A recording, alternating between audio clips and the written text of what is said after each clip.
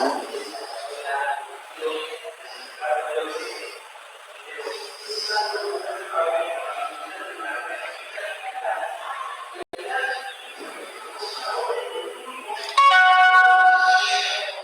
Cristina. Vamos a esperar a que dé la hora en punto.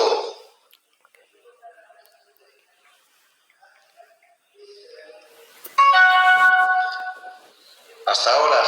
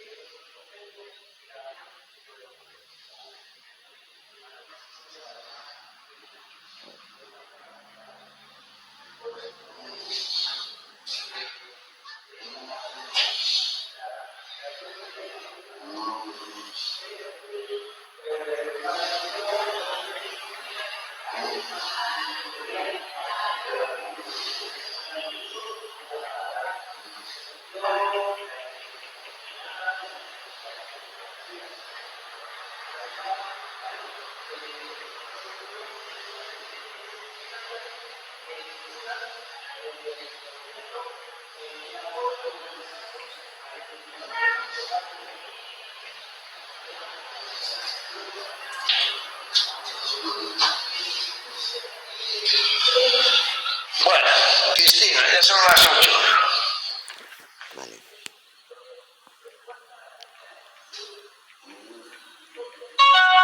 Ahora empezamos, ahora mismo. Hola, Agus.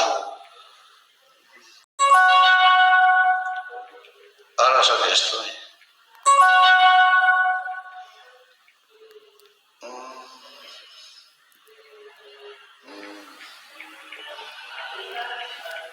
Un segundo, perdonad. A ver. Bueno.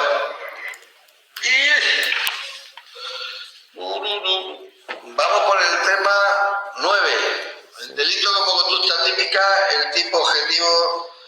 el delito de acción doloso. A ver, las distintas formas de construir el tipo de acción en la acción. Es este, ¿no? Es el tema 9, ¿no? Dimos el 7. Sí. Dimos el 7. ¿Estás leyendo? Buenas tardes. Sí, estoy leyendo. Voy a empezar a leer. Dice, las distintas formas de construir el tipo del delito de acción en la ciencia del derecho penal. Y como vimos en la lección pasada, la escuela clásica y neoclásica construyen el tipo de lo injusto, limitándolo al menos en un principio a los elementos objetivos y llevan el dolo al elemento subjetivo, es decir, a la culpabilidad. ¿Es este tema? Terminamos en No el sé si 7. es este tema ya, o sea, ¿no? A ver, espera un segundo. Yo creo que tampoco, joder. No me jodas. A ver, espera un segundo. Pues sí.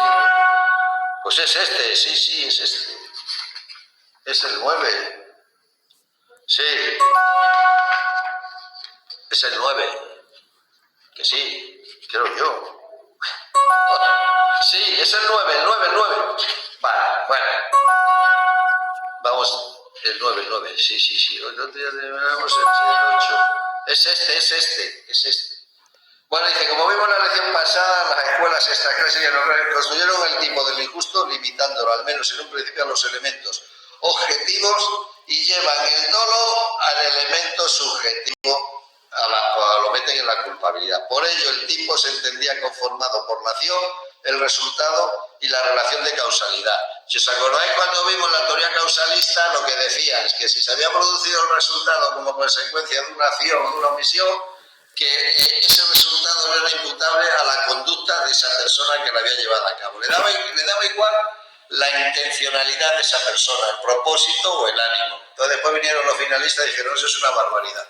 Hay que tener en cuenta la finalidad que persigue esa persona para imputarle el resultado que se ha producido. Y es que eso tiene que ser así.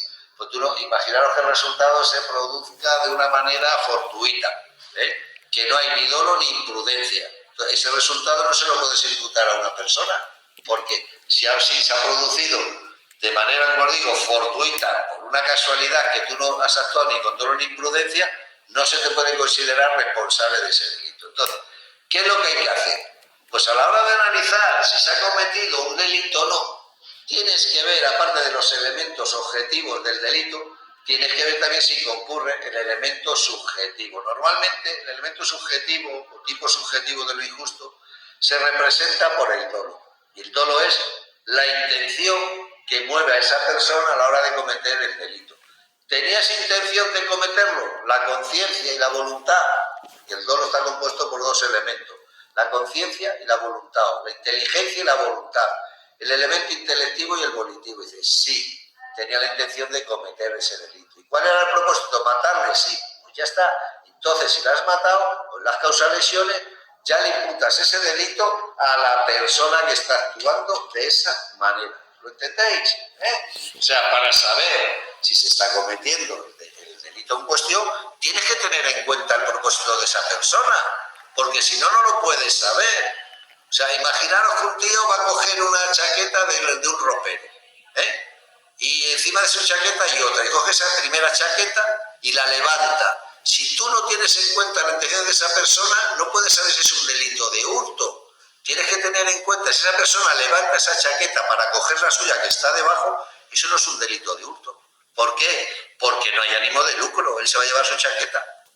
En cambio, si levanta esa chaqueta para llevarse otra, que no es la suya, ahí sí hay un delito de hurto. ¿Por qué? Porque está actuando con ánimo de lucro. O sea, si vosotros os vais al artículo 234 del Código Penal, que es donde se recoge el hurto, veréis que dice el artículo 234. El que con ánimo de lucro tomase las cosas muebles ajenas sin la voluntad de su dueño. Ahí ya se está describiendo el elemento subjetivo, el que con ánimo de lucro tomare las cosas muebles ajenas sin la voluntad de su dueño. Las cosas muebles es el elemento objetivo. ¿Lo veis? Tienen que concurrir todos y cada uno de los elementos que se describen en ese artículo para que se produzca un delito de hurto. Porque lo que no puedes es tomar, por ejemplo, llevarte un bien inmueble, una cosa inmueble, un edificio, un piso. Entonces dirá, joder, será otra cosa, lo que sea, pero hurto no es. Entonces, Se debe tener en cuenta tanto la concurrencia de los elementos objetivos como la concurrencia de los elementos subjetivos. Y aquí lo que se habla es esto después. Esto no es sistemática, bueno, llamar la teoría de la imputación objetiva, que es lo que os he explicado. Pasamos, página 206. Los elementos objetivos del tipo de acción doloso. Ya sabéis que hay delitos dolosos y delitos imprudentes. El primer elemento del delito de acción doloso, ¿cuál es? La acción. ¿Os acordáis cuando definíamos el concepto analítico del delito? Decía conducta. Y dentro de la conducta, ¿qué metíamos? La acción y la omisión. ¿Por qué? Porque hay delitos que se pueden cometer mediante una acción y otros que se pueden cometer mediante una omisión. Aquí lo que dice el autor del libro dice que este curso vamos a seguir el concepto finalista de acción. Ya que sabéis cuál es el concepto finalista de acción. El que tiene en cuenta la finalidad que tiene el autor del delito. El autor que lleva a cabo una determinada acción para producir un resultado. Hay que tener en cuenta el delito imprudente. Es lo mismo, sí, es lo mismo. Antes se llamaba delito culposo. Culposo e imprudencia es lo mismo, sí. Cuando hablan culpa e imprudencia es lo mismo. Dice, me he quedado en el nodo. Pues eso es lo mismo. O sea, delito imprudente y delito culposo es exactamente igual. Como ya se vio en la lección 6, según este concepto finalista pertenecen a la acción todos y solo aquellos efectos que estén comprendidos en la voluntad de realización del sujeto. De manera que si no se cumple alguna de estas especificaciones contenidas en el tipo, no se realizará ese tipo en cuestión, sino quizás otro o ninguno. Es lo que os digo, el ejemplo, así lo entendéis. El 183 dice el que realizase actos de carácter sexual con un menor de 16 años. Resulta que esa persona contra la que ha realizado actos sexuales tiene más de 16 años. Pues ya no es un delito del 183. Lo será de otro artículo, pero del 183 no. ¿Ven? ¿Por qué? Porque tiene más de 16 años y el 183 está castigando al que realizase actos de carácter sexual con un menor de 16 años. Pues no está tipificado en el artículo 183.1. Tendréis que mirar otro artículo, el 182.1 o el 181, lo que os dice aquí. Mirad el ejemplo, estamos en la página 207. Delito de allanamiento de morada, el 202 castiga al particular que sin habitar en ella entrase en morada ajena o se mantuviese en la misma contra la voluntad de su morador. Y añade, de manera que si la conducta se realizase en un lugar que no constituyese morada, pues no estaríamos en presencia de un delito de allanamiento de morada. Bien sencillito. Especial atención merecen las especificaciones del sujeto activo. ¿A qué hace referencia eso? Pues hace referencia a que hay algunos delitos, se llaman delitos especiales en el Código Penal, que solamente pueden ser cometidos, solamente pueden ser autores las autoridades o funcionarios públicos. El delito de prevaricación judicial solo pueden cometer los jueces. Los fiscales no, los jueces sí.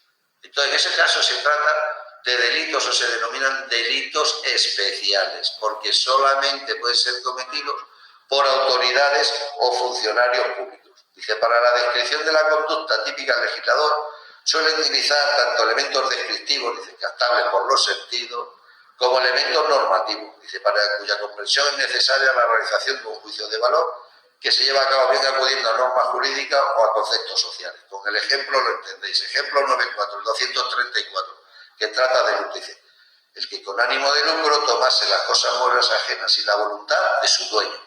Dice, se añade, el concepto de cosa mueble es un concepto descriptivo, captable por los sentidos, ¿sí? Por una cosa mueble, tú la ves, la puedes tocar, es una cosa tangible, es real. Que en derecho penal hace referencia a los objetos que se pueden desplazar o mover de un lado a otro.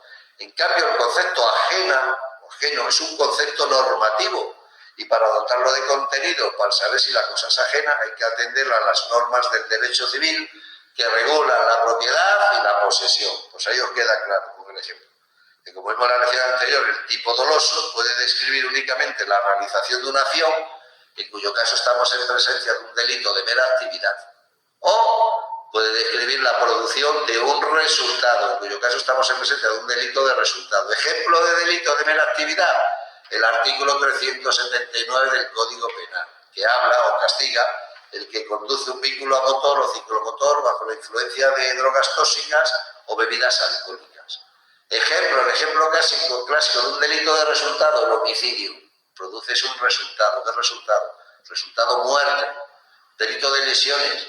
¿Qué produce el resultado? Pues unas lesiones. Entonces hay delitos que se consuman sin necesidad de resultado por una mera actividad y otros que no. Otros para que se consumen es necesario que se produzca el resultado. Dice, además de los elementos anteriores para afirmar que se ha realizado el tipo del delito de acción doloso de resultado, es necesario que se cumplan dos condiciones.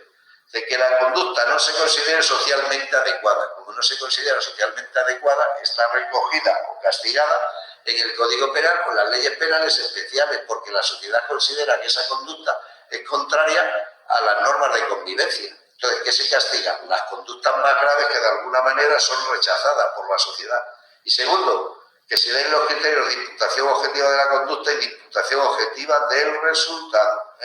Tanto uno como el otro. Concurren los elementos objetivos y los subjetivos, pues se te va a imputar el resultado. Los criterios de imputación objetiva. Dice, la moderna teoría de la imputación objetiva distingue entre criterios de imputación objetiva de la conducta y los criterios de imputación objetiva del resultado. Estamos en la página 208.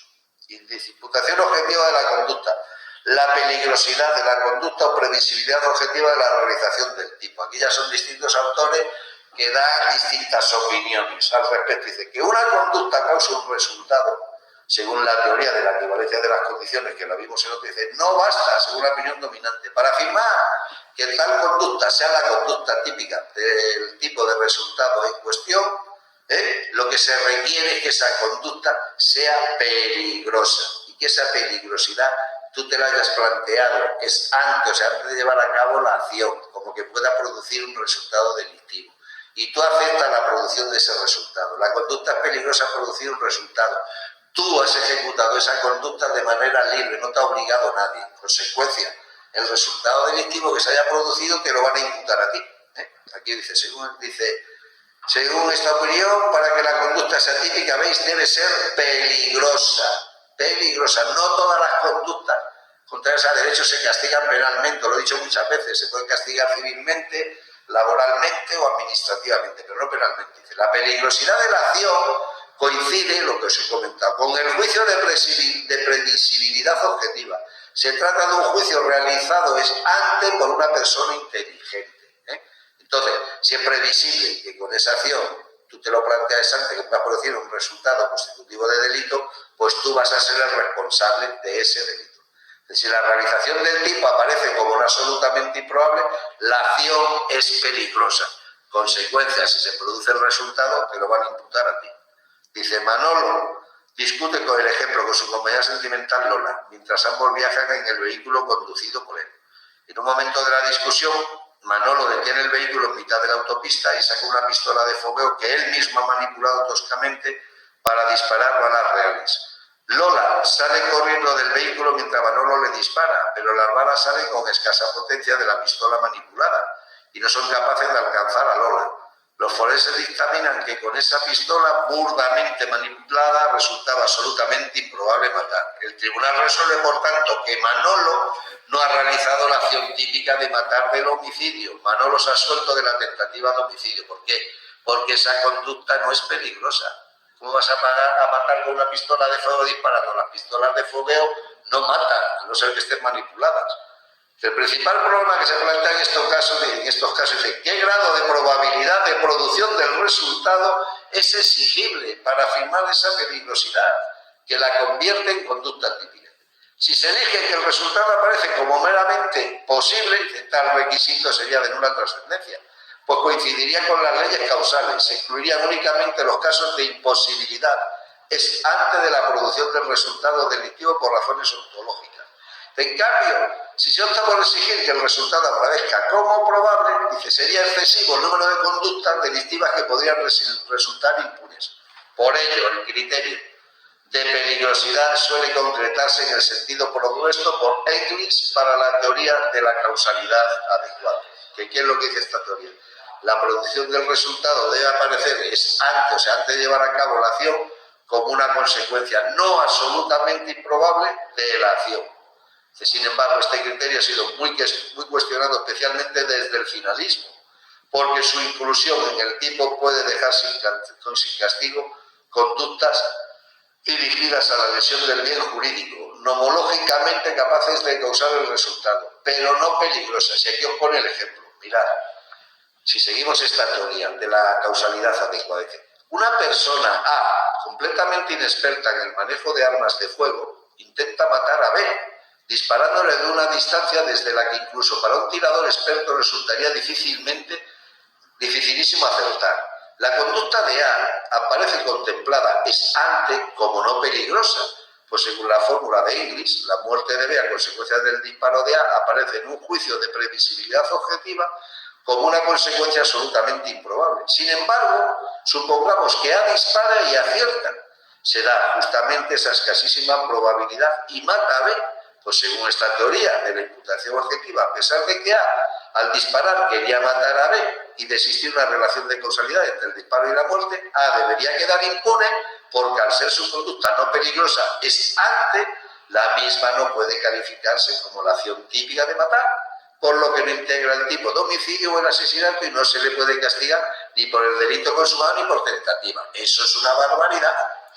Pues tú estás disparando a un tío, le quieres matar y la has alcanzado, aunque sea muy mal tirador, has tenido la suerte de alcanzarle, pero ahí concurren todos los elementos del tipo, de un asesinato. Claro, el que matase a otro, si concurre alguna circunstancia de la que te viene en el asesinato, en este caso sería con alevosía. Es muy probable, bueno, muy probable, pero no imposible. Entonces, en este caso se ha producido todo, los partidarios de esta teoría de la imputación objetiva dicen, no se le puede imputar el resultado, eso es una barbaridad.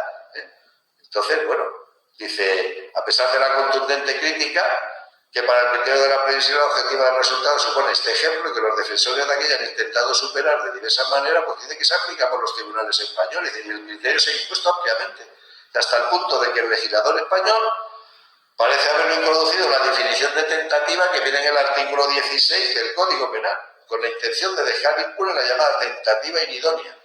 Dice, hay tentativa cuando el sujeto da principio a la ejecución del delito directamente con sus exteriores practicando todos o parte de los actos que objetivamente deberían producir el resultado y sin embargo este no se produce por causas independientes de la voluntad de la gente. Dice que la doctrina mayoritaria interpreta que donde el Código Penal dice actos que objetivamente deberían producir el resultado está recogiendo el criterio de la previsibilidad objetiva, o sea, que dice que se acepta, es el criterio mayoritario de la doctrina, pero si veis el ejemplo es una auténtica barbaridad. Pero mira, eso es lo que dice. La imputación objetiva del resultado, la pertenencia al ámbito de protección de la norma. Dice, en este curso vamos a admitir un criterio de imputación objetiva del resultado tanto para los delitos dolosos como para los imprudentes. Dice, es necesario comprobar que ese resultado es justamente el que trataba de evitar la norma infringida. Por ejemplo, el 138 que trata de evitar la muerte de una persona, lo que castiga al homicidio el que matare a otro, ¿vale? Esto puede no suceder cuando, por ejemplo, el resultado se ha producido, especialmente según la teoría de la equivalencia de las condiciones, pero a través de una anulación de distintos cursos causales o interacción de diferentes factores para cuya habitación no ve diseñada la norma infringida.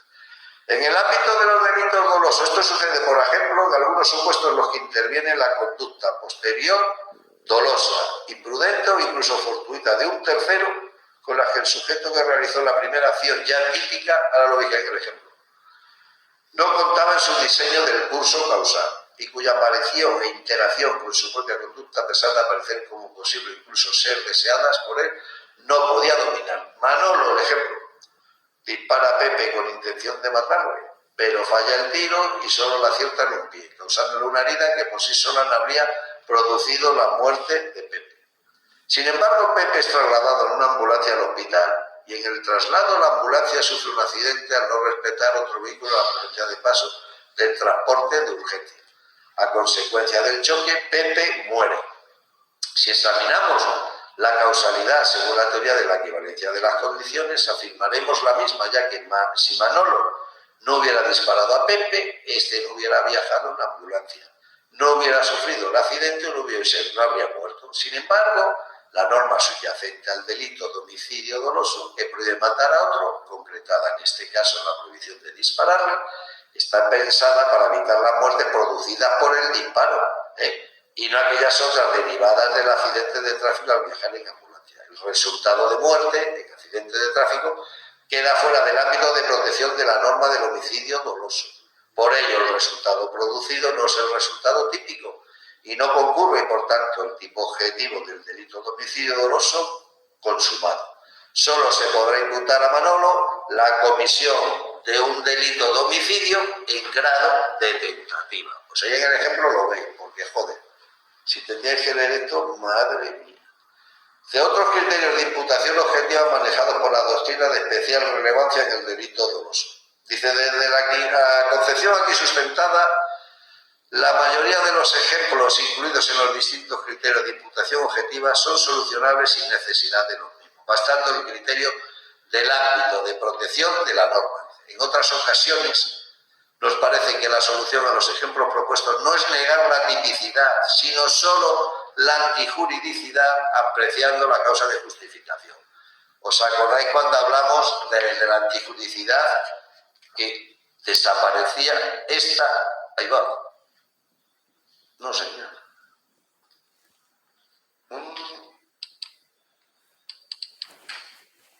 Es que se ha ido. ¿Me oís? Agus. Vale, que se ha ido la pantalla.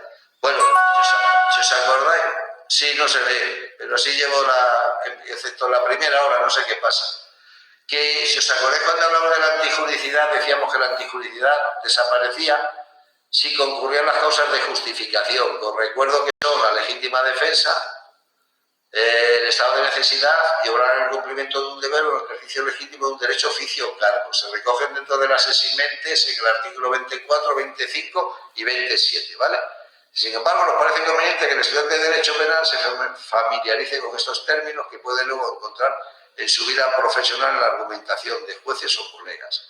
No vamos a recoger aquí todos los criterios que se han ideado, sino solo algunos, dentro de los que más ellos han tenido de especial relevancia en el delito doloso. Otros criterios, como los de la conducta alternativa conforme a derecho, la prohibición de regreso y la imputación a la víctima, serán explicados al analizar el tipo del delito imprudente, pues en ese ámbito donde tiene mayor trascendencia. Pues el criterio de la disminución del riesgo. Dice, según este criterio, no debe imputarse un resultado cuando éste ha supuesto la concreción de un riesgo menor que el que amenazaba al bien jurídico antes de la realización de la conducta. Ejemplo, Antonio dirige un golpe mortal con un hacha contra la cabeza de Felipe, pero antes de que le alcance, Juan, dando un fuerte empujón al hacha, consigue desviar el golpe de Antonio. Se ha evitado un resultado más grave, de manera que Felipe es finalmente alcanzado en el brazo, lo que le salva la vida, pero le produce unas lesiones. Según este principio, no se puede imputar a Juan las lesiones causadas a Felipe. ¿Por qué? Porque trataba de evitar que le clavase el hacha en la cabeza. Entonces, según el criterio de la disminución del riesgo, no se le puede imputar.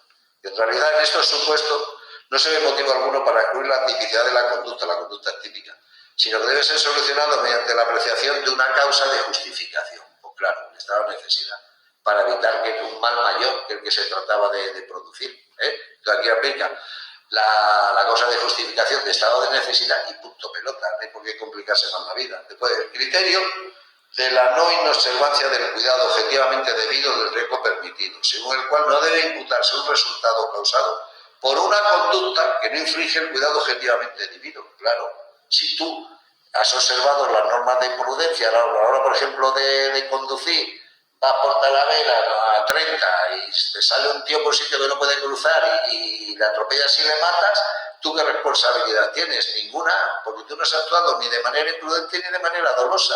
Y los delitos solo se pueden castigar cuando se actúa con dolo o con imprudencia. A esto es a lo que se refiere. A ver qué ejemplos pone. Ejemplos de este tipo muy discutidos por la doctrina son el de que envía otro al bosque, bueno, aquí en una noche de tormenta con la esperanza de que le caiga un rayo y lo mate. Pero también os vale mi ejemplo. O sea, tú una conducta imprudente por el hecho de atropellar a un tío en la calle no tienes por qué ser culpable.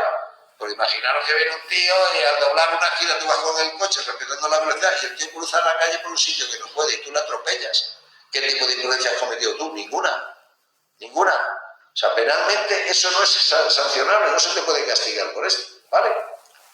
Dice, la doctrina discute diversos argumentos por lo que estas conductas no deberían calificarse como la conducta típica de matar. Claro que no, a pesar de constatarse la relación de causalidad, sí, entre la acción y el resultado hay una relación de causalidad. Yo la he atropellado y le he matado, vale, muy bien, pero hay que analizar mi comportamiento, y mi comportamiento pone de manifiesto que no he infringido ninguna norma del ordenamiento jurídico penal. En consecuencia, si no actúas de manera dolosa ni imprudente, hasta luego, Lucas, me voy para casa y si te he visto no me acuerdo. Dice, la respuesta tradicional del finalismo argumentaba que en estos ejemplos falta el dolo. Claro, y aunque sea una conducta imprudente, el dolo es la inteligencia y la voluntad, o sea, la conciencia de querer cometer un delito y lo cometes. ¿Por qué? Porque tienes voluntad de cometerlo. Yo en este caso estamos hablando de un delito imprudente, nada de nada, y en base en el ejemplo que os pone de mandar a un tío al bosque con la esperanza de que le alcance un rayo, ¿qué responsabilidad penal se te va a aplicar a ti? ¿Tú tienes el dominio del rayo para dirigirlo contra esa persona y la mate? No. Entonces, en el ámbito penal, para que te imputen en la comisión de un delito, tienes que tener el dominio de esa situación. Eso es ajeno a tu dominio. No se te puede imputar la producción de esa muerte. Es como lo que os decía el tío que le clava agujitas, el vudú, a un muñeco, para que eso a su vez se transmita a la persona y muera. Eso será una casualidad. Si el tío estaba mal de salud y le da un jamacuco, pues se muere. Ya está. Pero tú has sido el causante de esa muerte. No jodas. Vamos, con todo lo estás actuando, pero es que es ridículo. No se te puede imputar ese delito porque tú no tienes el dominio del hecho. Entonces, si tú crees en el vudú, pues bueno, es tu problema. Pero a ti no se te, aunque se llegase a morir, es que no. O sea, eso es una barbaridad. ¿De qué os habla de esto? Que la respuesta tradicional del finalismo argumental en estos casos falta el dolo, que no debe equipararse con un mero deseo de que algo ocurra, ya que el dolo es algo más, exige que el sujeto quiera el resultado como consecuencia de su propia acción y se atribuye alguna influencia en su producción. Es decir, estos autores pretenden solucionar el problema negando únicamente el tipo subjetivo y no el objetivo. Bueno, en cambio, desde la imputación objetiva se ha afirmado erróneamente la existencia de dolo, pero se niega la existencia del tipo objetivo. Y sigue más abajo, dice, en los últimos tiempos, sin embargo, algunos autores finalistas han admitido que si bien es cierto que en el ejemplo no se da el dolo, porque desear que ocurra algo que no se controla no puede, veis, que no se controla, no puede equipararse a tener dolo típico. Dice, ello es porque precisamente aquello que el sujeto se represente y quiere, en este caso que la víctima se adentre en el bosque y un rayo le caiga encima, o que un avión sufra un accidente, no es el curso causal previsto en el tipo objetivo del delito de homicidio doloso. Es decir, si no hay dolo, es porque lo representado y querido por el sujeto no es típico, pero aquí sí que es típico. Lo que pasa es que tú no tienes el dominio del hecho. Personalmente, antes que aludir al criterio del riesgo permitido, prefiero explicar el supuesto argumentando que los cursos causales, no dominables, no tienen el dominio del hecho, por el sujeto no forman parte del tipo objetivo de los delitos de acción dolosos de resultado. Ya está, son precisamente estos cursos causales dominados por el sujeto los que tratan de evitar las normas subyacentes al tipo de cuestión. Si yo tuviese el dominio del rayo y lo pudiese dirigir contra una persona y lo dirijo contra esa persona y la mato, entonces sí que se me va a imputar a mí el resultado. Pero si no, nada. Después, el criterio de la causa sustitutoria. Dice, según este criterio, no debe imputarse un resultado cuando sin la intervención del sujeto ese resultado se hubiese producido igualmente por la conducta justificada de otra persona o por un acontecer natural.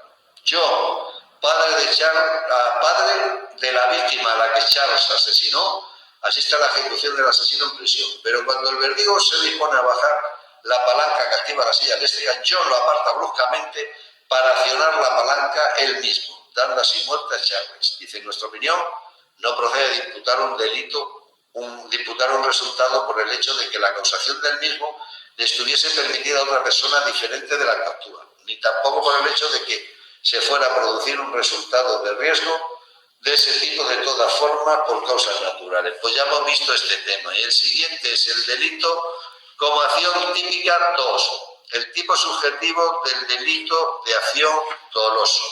Bueno, espero que este tema os haya gustado, porque es un pestiño de aquí te espero. El siguiente tema porque es temprano, pues lo podía, es un coñazo el tema este. Lo podemos empezar. Yo no me lo he preparado, pero bueno, da igual. Dice, introducción, la evolución del tipo y la afectación de los elementos subjetivos del injusto.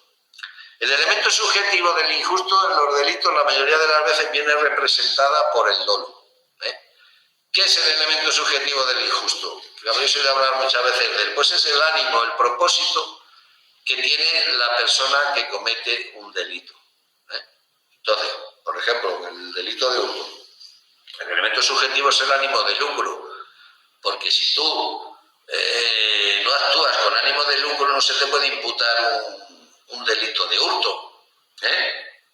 Imaginaros que tú coges ahí 2 móviles encima de una mesa, uno es tuyo y son idénticos. Tú en vez de coger el tuyo coges el otro, que es de otra persona, pero tú lo coges en el convencimiento de que ese móvil es el tuyo, y te lo llevas. ¿Qué delito has cometido? Ninguno, porque tú no estás actuando con ánimo de lucro, estás pensando que ese móvil es tuyo de manera errónea. Que, bueno, incurres en un error y ya está. Entonces, como no actúas con ánimo de lucro, y os he dicho que para que exista un delito tenéis que analizar que concurren todos y cada uno de los elementos del tipo, porque si no concurre uno, ya no existe ese delito. Si no hay ánimo de lucro, no hay hurto. Porque iros al artículo 234 y lo veréis, el que con ánimo de lucro, si no hay ánimo de lucro. Claro, eso no existe. No existe. O sea, no estáis en presencia del delito de hurto, porque falta uno de los elementos esenciales, igual que el que agrede sexualmente a una chica que tiene más de 16 años, dice, no, el 183 castiga al que se ha cometido un delito del 183 porque ha violado a una chica menos de 16 años. No. Esta chica tenía más de 16 años, es un delito, porque es un delito, pero no lo pueden meter en el 183, porque el 183 castiga si cometes una agresión sexual sobre una persona de menos de 16 años. Esta tiene 18. Un delito es, pero no es del 183. Entonces, tendréis que ir viendo si concurre todo eso y cada uno de los elementos del tipo. Si vas y ves que dice el 183 que el que con violencia o intimidación cometiese una agresión sexual, en persona menor de 16 años y esta tiene 18, ya no es ese delito. Sería otro, pero no es. Entonces, lo que os quiero decir que a la hora de saber si concurre una determinada conducta delictiva o no, tienen que concurrir todos los elementos del delito. En el 234, ya que nos hemos centrado en él, mirad lo que dice. El que con ánimo de lucro, ese es el elemento subjetivo. Tomar en las cosas muebles ajenas, cosas muebles, es un elemento objetivo. Sin la voluntad de su dueño, bueno, será castigado con la pena tal. Aquí ya tenéis todos los elementos. Actúas con ánimo de lucro, de obtener un beneficio económico, ánimo de lucro. ¿Y qué coges? Una cosa mueble, pues ya está ajena de otra persona. Y sin la voluntad del dueño, porque si el dueño te autoriza que te lo lleves, ya no cometes un delito de hurto. ¿Lo entendéis? En el momento que no concurra un elemento, ese delito ya no existe. Tienen que concurrir todos. Y aquí, tomar cosas muebles ajenas. Si tomas una cosa inmueble, ya no es una cosa mueble, ya no es un delito de hurto. Podrá ser un delito de usurpación o ocupación, como se llama ahora. Pero no un delito de hurto. En el momento que falte un elemento, olvidaros. Ya nada, estáis fuera de ese delito. ¿Será otro o no será nada? ¿De acuerdo? ¿Lo entendéis? Vale, pues de esto es lo que de lo que vamos a hablar en este tema. Introducción, la evolución del tipo y la aceptación de los elementos subjetivos de lo injusto. Y esto es lo que os he dicho, o sea, que en un principio los causalistas lo que tenían en cuenta era únicamente pues la producción del resultado, los elementos objetivos del tipo. Les daba igual, el propósito del ánimo del autor del delito les era indiferente, te lo imputaba, aunque se hubiese producido el resultado como esto que os decía el ejemplo, de que manda solteo al bosque y le alcanza un rayo. Le daba igual, o por un caso fortuito. Entonces, por un caso fortuito o un accidente a ti no te lo pueden imputar. Entonces, pues vinieron los finalistas y dijeron, no, joder, esto aquí hay que tener en cuenta la finalidad, el propósito que dirija a esa persona. Y hoy en día es lo que se acepta. que junto a los elementos objetivos tienes que tener en cuenta los elementos subjetivos para poder determinar el delito que está cometiendo esa persona. Si tú no tienes en cuenta el propósito de una persona cuando se apodera de algo, no podrás apreciar el ánimo de lucro. Entonces, ¿cómo coño sabes tú si es un delito de hurto, un delito de robo, si no tienes en cuenta la intención o el propósito del sujeto? En el ámbito penal siempre hay que tener en cuenta la intención del sujeto, del autor del delito, siempre, siempre. O sea, si tú quieres matar a una persona, pero resulta que llevas una pistola y le dispara, pero él tiene muy mala puntería, y le lanzas 15 tiros, pero no le matas y le dejas herido. Entonces tú ahí tienes que demostrar que el propósito de esa persona era matarle. ¿Lo ha conseguido? No. ¿Por qué no lo ha conseguido? Porque tiene muy mala puntería. Pero una persona que dispara 15 tiros a otra, evidentemente el ánimo es de matarle. Es distinto que si le disparan 2 veces nada más y después ya no siguen disparando. Bueno, a lo mejor tenía intención de lesionarle, vale, pero cuando disparas 15 tiros a una persona y no la alcanzas en órganos vitales, el ánimo es el de matar. Entonces ahí le has producido unas lesiones, pero no la has matado. Lo que no puede ser calificar de delito de lesiones. Tendrás que calificar de delito de asesinato o de homicidio en grado de tentativa. Problema, pues que hay veces que demostrar el propósito o el ánimo que guía a una persona es muy fácil, pero hay otras veces que es muy difícil, muy difícil. Si a mí me entra un caso de esos, que un tío ha disparado a otro 15 veces, y aunque no le haya dado ni una sola vez, desde luego que le voy a meter por delito de homicidio o de asesinato en grado de tentativa. Y si le llega a causar lesiones, no voy a calificar el hecho como un delito de lesiones. ¿Por qué? Porque para mí está muy claro que disparar 15 veces con un arma que es apropiada para causar la muerte y disparando a distintas partes del cuerpo de manera indiscriminada, la intención era matar, no era lesionar. Ahora, habrá otros casos que se presentan en la práctica de hecho que sea casi imposible demostrar ese propósito, ese acto. ¿Lo entendéis? O sea, en penal siempre tenéis que ir a la intención. Siempre, siempre, siempre. ¿Vale? Después, vamos a ver los elementos subjetivos del tipo de lo injusto. Vale. Estamos en la página 223. Pues la primera la leéis vosotros porque es la evolución de los distintos tipos. Dice, como ya hemos dicho al principio del siglo XX, la propia doctrina causalista reconoció que determinando los elementos subjetivos, ¿veis?, debían considerarse elementos del tipo de lo injusto, pues sin tener en cuenta esas especiales intenciones, ánimos o tendencias con las que debía actuar el sujeto, no podía comprenderse lo injusto específico del delito en cuestión. No se podía saber qué delito quería cometer esa persona si tú no tienes en cuenta la intención, el ánimo. Que la doctrina ha venido clasificando los elementos subjetivos de lo injusto mediante criterios semánticos. Y así son frecuentes en los libros de texto las clasificaciones de los delitos que contienen elementos subjetivos de lo injusto. Así, delitos de intención, dicen los que pertenecen al tipo subjetivo, un determinado fin perseguido por el autor. Ejemplo, en el delito de hurto, el ánimo de lucro, ¿lo veis?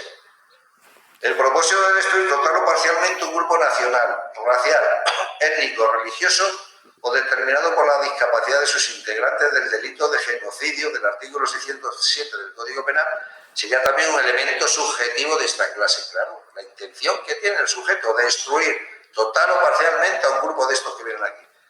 Delitos de tendencia en los que se requiere que una determinada tendencia subjetiva anime el actuar del sujeto. Según una parte de la doctrina, los delitos de abusos sexuales exigirán una determinada tendencia voluptuosa, un ánimo o propósito libidinoso, como decimos, que es pues, satisfacer los más bajos instintos sexuales. Claro, si no lo tienes en cuenta, tocar el culo a una chica es un delito contra la libertad sexual, es un delito de vejaciones. Pues depende. Si existe un propósito libidinoso, sería un delito contra la libertad sexual. Pero si lo haces con el ánimo de tomarle el pelo o humillarle de alguna manera, sería un delito de vejaciones. Entonces, para eso es esencial saber cuál es el propósito de esa persona. ¿Cuál es la intención de la persona que toca el culete a una chica? Si es satisfacer el propósito libidinoso, un delito contra la libertad sexual, sin duda. Pero si es humillarla o vejarla de alguna manera, ya no es un delito contra la libertad sexual. No. será un delito de vejaciones. Es como el delito de injurias. El delito de injurias, para que exista, tiene que existir el animus injuriandi, de injuriar a esa persona, de menospreciarla, de insultarla, pero para causarle un desprecio. Pero, por ejemplo, llamar a una persona es un hijo de la gran puta, me cago en tu puta madre, eso es un delito de injuria, pero en Andalucía no tiene el mismo valor en Andalucía que en Santander o en Cantabria el llamar a un hijo de puta. En Andalucía se utiliza mucho esa expresión y se lo toman como una cosa normal. En cambio, a lo mejor en el norte le llamas a un hijo de puta y significa un insulto muy grave. Entonces, la misma expresión en Andalucía podría dar lugar a nada y en el País Vasco a la comisión de un delito de injuria, porque entiende que existen los injuriandi. ¿Cómo puedo saber todos los años? Uy, madre, ¿está relacionado? No, eso no viene en ningún sitio. Eso no viene en ningún sitio. Ah, pues qué va. No. Eso es el propósito. En cada delito el elemento el elemento subjetivo del injusto. Pues el propósito que guía a la persona que comete el delito. ¿Qué propósito? Lo que pasa es que hay veces que no puedes saber, que es muy fácil, es como demostrar ciertas cosas, pero otras veces es difícil, porque el tío que toca el culete dice, hostia, si es más grave el delito contra la libertad sexual, me voy a decir que lo hice como broma o para dejarla a la chica, ¿sabes? ¿Cómo lo demuestran? Es muy difícil, es igual que distinguir un delito de amenazas normal de un delito de amenazas leve, porque la misma expresión te voy a matar puede dar lugar a apreciar un delito normal de amenazas o un delito leve. Y si uno le toca el culo a una chica, ¿cómo? Joder, ahí ya que no tiene ningún propósito de cometer delito. Entonces, claro, si tu propósito es ese, si yo tengo una chica, pues no saludarla. Saludar no es delito. Y si la toca sin ningún tipo de propósito libidinoso ni de vejar, pues no sería nada. Claro, es que tú para saber si estás empezando un delito, tienes que ver el propósito que tiene esa persona, el ánimo, porque si no, es como los causalistas, te van a imputar todos los actos que produzcan un resultado, te los van a imputar. Da igual la finalidad que tú tengas o el propósito, eso es indiferente. En cambio, lo que se viene a decir, se dice hoy en día, no. Tú tienes que tener en cuenta, junto al elemento objetivo de tocarle el culo a esa chica, cuál es el propósito. ¿De satisfacer un instinto sexual? No. ¿De vejarla? No. Pues entonces no es nada. Podrá ser una cuestión civil, pero penal no es. No, penal no es. Eso, tenerlo en cuenta junto a los elementos objetivos, los elementos subjetivos, que normalmente es el dolo. De delitos de expresión, en los que pertenece al tipo la discordancia entre lo declarado por el sujeto y lo que sabe. El delito de falso testimonio, dice. Se exige, según algunos autores, una discordancia subjetiva entre lo que el testigo afirma y lo que sabe, cuando se castiga el testigo que falta a la verdad en su testimonio en causa judicial. ¿Vale? Pues eso es lo que debéis tener en cuenta. Dice, en este curso creemos que este tipo de clasificación, eso es un rollo. Después, mira, el concepto de dolo. ¿En el Código Penal se da un concepto de dolo? No, para nada. O sea, vosotros vais al Código Penal y no veis ni un concepto de dolo, ni un concepto de imprudencia. Lo que pasa es que cuando en el articulado del Código Penal se utilizan ciertas palabras, esas palabras están haciendo referencia a que ese delito es esencialmente doloso. ¿Y qué palabras son esas? Estamos en la página 225. Pues si veis en un artículo la palabra intención o intencionalidad, malicia, maliciosamente o a sabiendas, si veis esas palabras que están contenidas en un artículo, eso os está indicando claramente que es un delito doloso. Dice el artículo 270.5a del Código Penal, castiga quien exporte o almacene intencionadamente, ahí lo tenéis, intencionadamente. Esa es una expresión que se recoge en el artículo para indicar que este delito es esencialmente doloso. Ejemplares de obra, Otro ejemplo, el 451 castiga a los peritos intérpretes que faltaren a la verdad maliciosamente. Ahí está la expresión que hace referencia a un comportamiento doloso. ¿Vale? Y después, el último ejemplo, el 404 castiga a la autoridad o funcionario que a sabiendas, expresión dolosa. Está haciendo referencia a que este delito es esencialmente doloso. En este curso se va a seguir la siguiente definición del dolo. El dolo es la conciencia y voluntad de realizar los elementos objetivos del tipo. Dice, en el dolo de homicidio, ¿en qué consiste el dolo? Pues en la conciencia y voluntad de matar a otra persona. ¿Vale? Después dice que esta definición no es unánime, y el rollo que os cuenta. El dolo, para que lo tenéis claro y resumiendo, después vosotros os tendréis que estudiar lo que es el elemento intelectivo y volitivo del dolo. Pero el dolo, en definitiva, es querer cometer un delito y lo cometes. Yo quiero robar, robo. Quiero matar, mato. Quiero violar, violo. Lo quiero hacer. Tengo la inteligencia o la conciencia para hacerlo. Sé lo que estoy haciendo y es más, lo quiero hacer. Ese es el elemento volitivo, la voluntad. A mí no me está obligando nadie a cometer ese delito. Lo hago yo de motus propio, libremente. Y nadie me obliga. Entonces yo estoy actuando así porque yo quiero, porque quiero cometer el delito. Eso es un comportamiento doloso, es un delito doloso, a diferencia de la culpa o imprudencia. Culpa o imprudencia es, lo he dicho muchas veces, que no quieres cometer el delito pero lo cometes. Y el ejemplo típico ya sabéis cuál es, el que va conduciendo y se distrae por lo que sea y está cruzando a alguien un paso de cebra, la atropella y lo mata. Eso es un homicidio imprudente. ¿Querías cometer el delito? No. ¿Lo has cometido? Sí. Entonces, ese delito te lo van a imputar a ti. Existe una relación de causalidad. Tú no has tenido la intención de cometer el delito. La has atropellado y la has matado. En el doloso no, tú lo quieres cometer. Después, claro, debéis tener en cuenta que los delitos imprudentes se castigan con una pena muchísimo menor que los dolosos. Ejemplo, el homicidio doloso se castiga con pena de 10 a 15 años de prisión. En cambio, el homicidio imprudente se castiga con pena de 1 a 4 años. De 1 a 4 años. Fijaros la diferencia. O sea, tiene muchísima menos pena el delito imprudente que el delito doloso. Y por último, el delito imprudente solo se castiga si viene expresamente recogido en algún artículo del Código Penal. Hay muy pocos delitos imprudentes, muy pocos. Está, por ejemplo, el 142 del Código Penal, que es donde viene el homicidio imprudente, y el 152, que es donde vienen las lesiones imprudentes. ¿Por qué se castigan? Porque vienen esos artículos expresamente recogidos.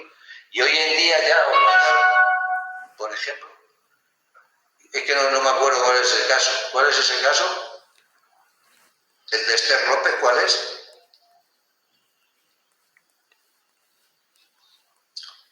¿Cuál es ese caso? Cristina, es que no sé cuál es, no me acuerdo. Me suena. La atropellada. Es que no sé de qué va, que atropellaron a una chica. La chica muerta. Joder, pero yo es que ahí no sé lo que pasó, si fueron a matarla a propósito. Yo ahí no puedo opinar. No puedo opinar, porque si la atropellaron a propósito es un delito doloso. Si yo voy conduciendo por la calle y va cruzando a alguien, yo lo reconozco como que es un enemigo mío y voy con el coche a por él a matarle, eso es un asesinato. O sea, eso es un delito doloso, porque yo quiero matarle a ese tío. En cambio, si yo me despisto y atropello a una persona y no quería matarla, es un delito subjetivo. Yo lo de esa chica, en Esther López, no sé lo que pasó. Es que no estaba claro, señoría. Claro, es que no sé lo que ha pasado. Al parecer es un delito doloso. Según por las pruebas que he visto yo, a mí me entra eso y yo acuso por un delito doloso. De homicidio o asesinato, ya veríamos. Por las pruebas, por lo que he visto yo en televisión. A mí en principio me parece un delito doloso. No me parece un delito imprudente, pero claro, a ver si obtienen más pruebas, porque si no, es arriesgado opinar, pero yo me inclino por considerar, por lo que sé, que es un delito doloso. Después otra cosa será que lo pueda probar o no, ¿vale?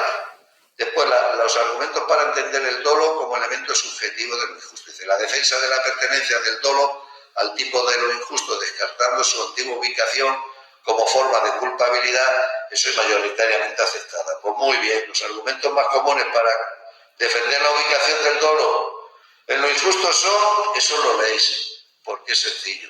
Dice, el castigo de la tentativa solamente sería posible sabiendo, pero no teniendo en cuenta el elemento subjetivo del injusto. Después habla de los elementos del dolo. ¿Cuáles son los elementos del dolo? 2. La conciencia o inteligencia y la voluntad. Nos vamos a quedar aquí porque os quiero explicar el próximo día el error. En penal existen 2 clases de errores, se recoge en el artículo 14. El error de tipo y el error de prohibición. Bueno, pues el próximo día la clase es el viernes, ya lo mandaré con el mismo horario pero el viernes. Entonces existe el error de tipo y el error de prohibición. Ya os explico con ejemplos prácticos que así os va a quedar muy clarito, en lo que consiste el error. Y nada, por hoy hemos acabado. Hasta el viernes que nos vemos. Que os vaya bien, ¿vale? Hasta luego. Bueno, Agus, ya te has enterado, ¿no?